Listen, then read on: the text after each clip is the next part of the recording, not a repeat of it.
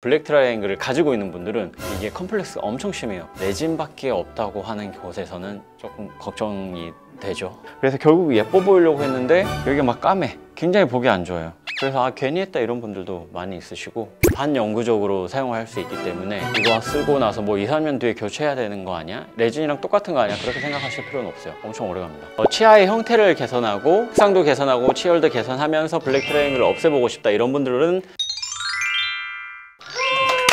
안녕하세요. 치과 1타 강사 김태형입니다. 오늘은 블랙 트라이앵글에 대해서 얘기를 해볼 거예요. 블랙 트라이앵글이 뭐예요? 그림을 한번 그려보면 앞니가 이렇게 있잖아요. 그 사이에 생기는 치아랑 잇몸 사이에 생기는 세모난 까만 삼각형이라고 보시면 돼요.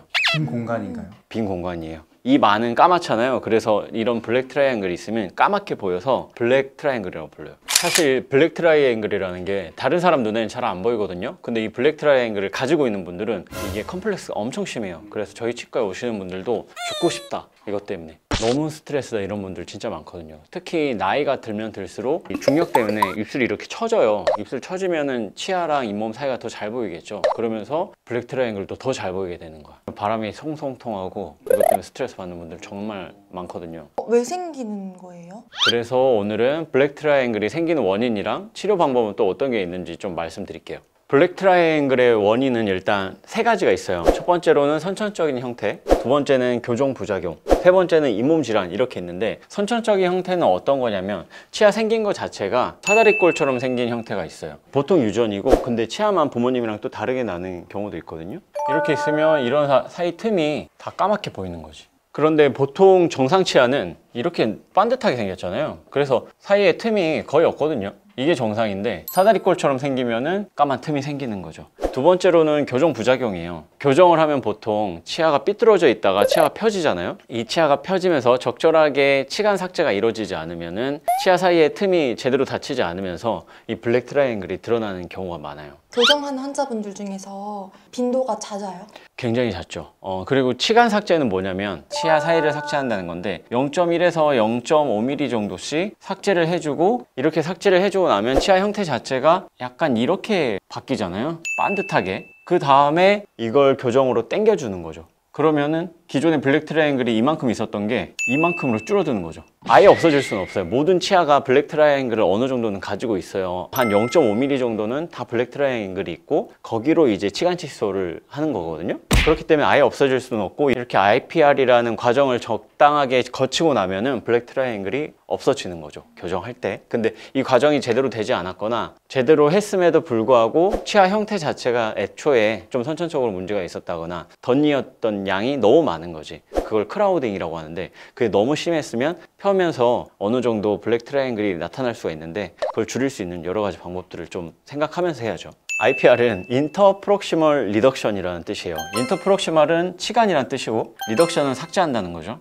그래서 이 치간을 삭제하는 거다. 이 과정이 잘 되면 블랙 트라이앵글 없앨 수 있고요. 저도 블랙 트라이앵글 없습니다. 그리고 마지막으로 세 번째가 잇몸 질환이에요. 치주염. 여기가 잇몸이잖아요. 여기에 생기는 이제 모든 질환을 잇몸 질환이라고 생각하면 되는데, 여기서 붓고 피나고 시리고, 그리고 결국엔 치아가 흔들리게 되는 질환이죠. 근데 이렇게 잇몸 질환이 생기면 점점 내려가요, 잇몸 뼈가. 치아의 형태는 직사각형이 아니잖아요. 어쨌든 어느 정도의 사다리꼴 형태를 하고 있는데, 정상적인 치아의 형태를 가졌음에도 불구하고 잇몸 뼈가 내려가면은 여기에 이제 같이 붙어 있던 치아가 있는데, 안 보이던 블랙 트라이앵글이 얘네들이 더 내려가면 여기로 가니까 블랙 트라이앵글이 이렇게 생기는 거죠. 특히 아랫니에 요즘 많이 생기시는 분들이 많아요. 나이 들수록 더 많이 보이고. 그래서 이런 블랙 트라이앵글 때문에 스트레스 받는 분들이 정말 많다. 근데 이거를 치료하는 방법이 있어요? 치료하는 방법이 있죠. 어떻게 치료하는지 좀 알려드릴게요. 레진을 이렇게 여기서부터 올려가지고 이렇게 이 양 옆에 치아에다가 이쪽 부분만 붙여서 좀 치료를 했어요.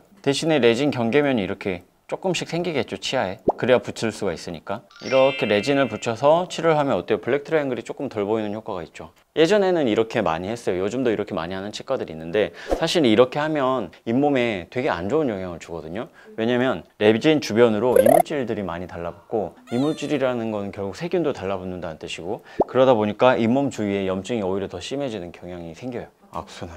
그리고 주변에 잘 붙지도 않아요, 사실. 레진의 단점은 떨어진다, 그리고 변색된다, 이런 큰 문제들이 있거든요. 그래서 결국 예뻐 보이려고 했는데 레진 주변으로 1, 2년 지나니까 또 까맣게 보이는 거야. 여기가 막 까매. 굉장히 보기 안 좋아요. 그래서 괜히 했다 이런 분들도 많이 있으시고, 저 하면 스케일링도 할 수 있어요. 스케일링 하다가 떨어지는 경우 많아요. 레진을 아무리 붙여도 결국엔 치아와의 결합을 유도해서 붙이는 건데 완벽하게 치아랑 한 몸이 되지는 않으니까 어떻게 해야지 더 효과적으로 치료가 가능할까? 레진 잘 붙이는 방법도 물론 있는데 저는 개인적으로 이 방법보다는 다른 방법을 좀 선호하고 있어요. 왜냐면 잇몸이 안 좋아지는 걸 너무 많이 봤기 때문에. 레진 말고요? 레진 말고. 뭐예요? 제가 생각하는 좋은 방법은 두 가지가 있어요. 첫 번째는 또 블랑시 광고로 나왔다고 하겠다. 진짜 이걸 어떻게? 첫 번째는 블랑시가 있어. 블랑시는 우리 치과에서 시행하는 치료법이잖아요. 앞니 두 개가 이렇게 생긴 분이 있다고 가정을 하면은 여기에 지금 블랙 트라이앵글이 굉장히 크게 있잖아요. 여기에다가 이제 블랑시 치료를 할 수가 있는데, 블랑시는 치아에 붙이는 얇은 세라믹을 뜻하기 때문에 여기에다가 이런 식으로 치아 겉면을 붙일 수가 있는 거죠. 그러면 기존의 치아 형태 자체도 정상적인 치아 형태로 바뀌는 거고, 블랙 트라이앵글 또한 없앨 수가 있는 방법이에요. 저기 빈 공간에 뜨지 않아요, 세라믹이? 앞에서 봤을 때는 빈 공간처럼 보이지만 뒷면에서 봤을 때는 치아랑 잘 연결되게끔 제작이 되기 때문에 뜨진 않아요. 이 공간을 채워줄 수 있는 뭔가가 있는 거예요? 블랑시로 채운다고 보면 돼요. 뒷면에서 봐도 채워져 있어요. 아, 맞춤 제작이니까. 치아 형태 그대로 맞춰서, 빈틈이 어쨌든 없게 만드는 거니까 치아를 뭐 깎거나 그러지 않고도 붙이기만 하면 되니까 환자분들이 굉장히 선호하는 방법이에요. 이런 블랑시 치료는 0.1mm의 세라믹을 치아에 붙이는 치료인데, 일단은 치아를 예쁘게 만들어서 블랙 트라이앵글을 없앨 뿐만 아니라 치아의 색상 또한 내가 원하는 색상으로, 형태도 모양도 정상 치아처럼 만들 수가 있는 치료 방법이고요. 치열 또한 개선할 수 있는 방법이다. 블랙 트라이앵글도 없애면서 색상도 개선하고 형태도 개선하고 치열도 개선할 수 있는 정말 좋은 치료 방법. 이거는 지속 기간이 보통 어떻게 돼요? 정말 좋은 질문을 주셨는데, 반영구적으로 사용할 수 있기 때문에 이거 쓰고 나서 뭐 2, 3년 뒤에 교체해야 되는 거 아니야? 레진이랑 똑같은 거 아니야? 그렇게 생각하실 필요는 없어요. 엄청 오래 갑니다. 치아에 한번 붙여놓으면 영원히 붙어 있다. 나중에 제거하고 싶으면 제거도 할 수 있다. 부작용은 아예 없나요? 부작용은 그래도 치아에 뭔가를 붙이는 거기 때문에 굳이 따지자면 이물감이 생길 수도 있는데, 보통은 이물감은 없어요. 왜냐면 충치 치료하셨어요? 네. 충치 치료하고 이물감이 생기지는 않잖아요. 초반에는 뭔가 기존에 없던 게 달라붙어 있는 느낌이다 싶지만, 시간 지나면은 아무렇지도 않듯이 이것도 마찬가지예요. 교정 후에 유지장치 붙이는 것도 똑같아. 붙이고 나면은 좀 불편한 것 같은데 싶지만, 시간이 지나면 이거 완전히 내 몸이랑 똑같거든. 없으면 어색하고. 그래서 뭐 이물감이 될까봐 걱정이 돼서 못하겠다 이러지는 않으셔도 돼요.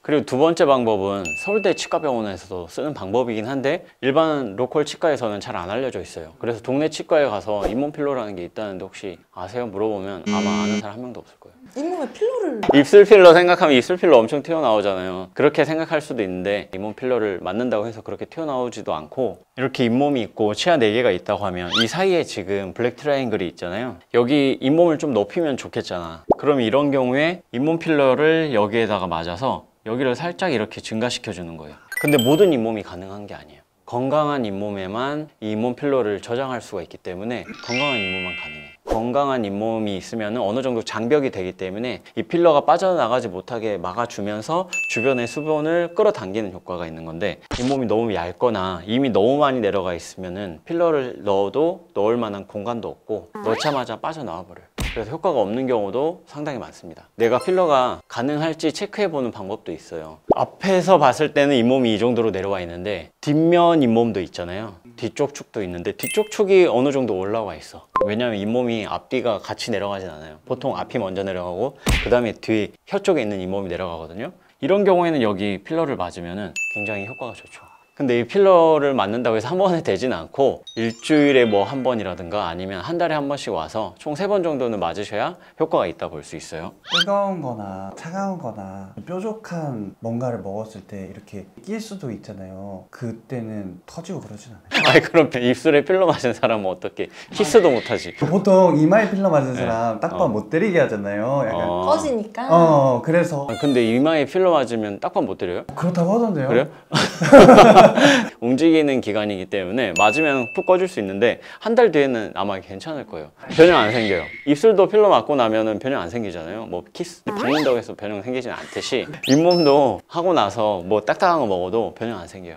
그 정도로 많이 들어가지도 않고, 이게 지금 제가 크게 그려서 그렇지 엄청나게 조금 들어가요. 지속기간은 보통 필러랑 비슷해요. 1에서 2년 정도 가는데, 근데 이런 잇몸 필러 같은 경우에는 한국에 들어온 지는 얼마 안 됐어요. 왜 해외에서는 그래도 어느 정도 시술이 이루어지고 있는데, 한국에서는 제가 봤을 때 서울대 치주과 교수님이 하는 정도이고, 외부에서 하는 치과는 그렇게 많지는 않다. 저도 이렇게 따로 세미나를 듣고 배워서 하는 거지 뭐 치과대학에서 배우거나 그러진 않습니다. 그래서 아무데나 가서 이렇게 해달라고 하는 것보다는 그래도 어느 정도 시술 경험이 있는 곳에 가서 블랙 트라이앵글을 해결하려고 하는 노력을 해보시면 좋을 것 같아요. 그러면은 다른 데서는 해결할 수 없다, 레진만 해야 된다 이렇게 들었던 분들도 아, 이렇게 다양한 해결 방법이 있구나, 어떻게든 분명히 해결할 수는 있습니다.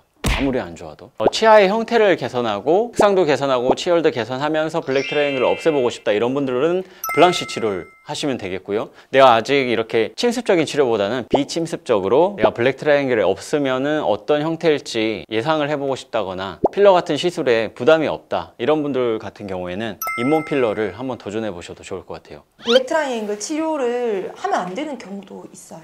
잇몸 질환이 너무 심하신 분들은 잇몸 치료를 먼저 해야 되는 거고요. 그리고 이런 블랙 트라이앵글 치료 경험이 없는 치과에서는 되도록이면 치료를 피하시는 게 좋습니다. 그리고 마지막으로 이 블랙 트라이앵글 치료하는 방법이 레진밖에 없다고 하는 곳에서는 조금 걱정이 되죠. 레진은 저는 비추천이에요. 시간이 지나면 변색되는 것 때문에 좀 비추천입니다. 오히려 보기 안 좋아져요.